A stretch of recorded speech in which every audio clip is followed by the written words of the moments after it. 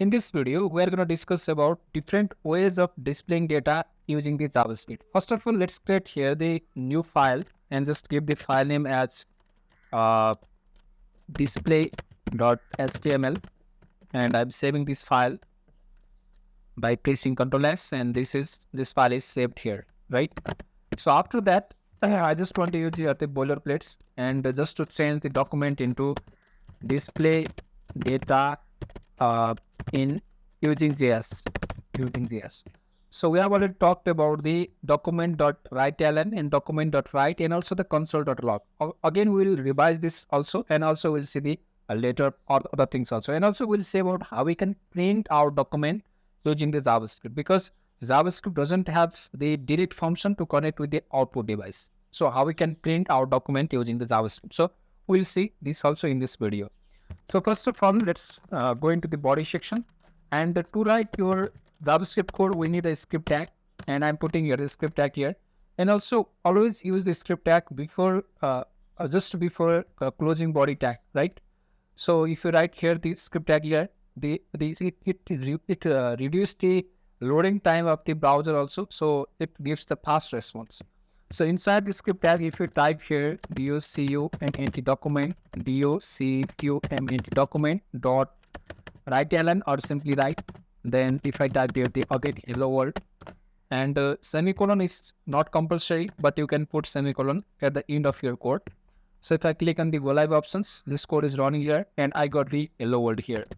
And also if I type here the writeLn, then also it shows the same message, because this makes code more readable. And if I want to print my hello world in the console, then I can just write here the console.log and hello console. And if I put semicolon, this is not compulsory. And if you don't see here the console message in the browser, you have to click on the inspect and then again click on the console. Then you can see here hello console. Or you can simply type here and you can display the message here also, hello. Then it will display the, you have to put console.log and then hello. You have to put the double quotation. Now I got the hello here. Not double quotation, but you can put single quotation also, but you have to start an ending quotation, right? So if I put here only the, if you put here, this is my message. And if I put here the closing quotation and if I press enter, then also I got the hello message here, right? So you don't need to put double quotation or single quotation strictly. You can put single quotation. If you have the single quotation at the starting, then you have to close also the single quotation. And if you have the double quotation at the starting, then you have to close with the double quotation, right?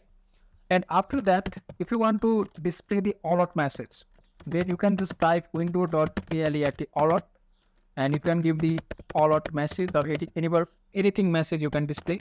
And if I go to here, now I got this alert message over here, right? If I refresh this page again, then I got this alert message at first. If I want to put this alert message after clicking on the button, then it is possible. So I will create here the one button, UT2 button, and the button type equal to button. And also if I click on the button, on click, right? On click equal to, I can write here this message over here, window.alert, Control X, and then I can paste this message over here. And also I have to change this double quotation into single, because I have quoted outside single quotation. This is alert message. And if I give the message as button name as click me, and if I go to browser and if I refresh this page, this button, I have to give the button name also. Button type equal to button, on click equal to window.alert, and I'm keeping here the click me as button name. What is happening here? So first of all, I just want to use the word wrap view and then the word wrap, right?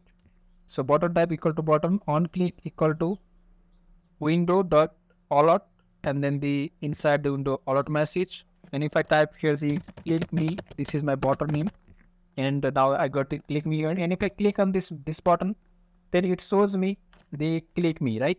It shows me the click, it shows me the prompt here, or you can say the alert message here. In this way, you can display the alert.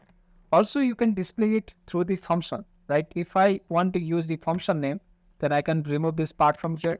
And if I make function name as the alert or fctl function, and if I'm making this function, I have to create here this function name inside the script tag, right? And I have to use here the function keyword to make the function. And also I am using the parenthesis. And if I type here the window.alert here, alert alert, and if I give the message alert message from function, right? And if I go to the browser and if I click on this click me options, now I got this message from here. After clicking on the functions, this function is invoked here and it shows the message. And now I'm going to show you how it can print this document. We don't have default print properties, right? So to display this document, I just have to put this. I just want to remove this function from here or inside the comment section. And if I type here the window.print function, right? Window.print function. If I click on this alert function, then it will invoke this window.print function and it shows me the now you can see that I got this the print options from here. So if I go to here and if I again I just want to click on the cancel, and if I click on this click me options,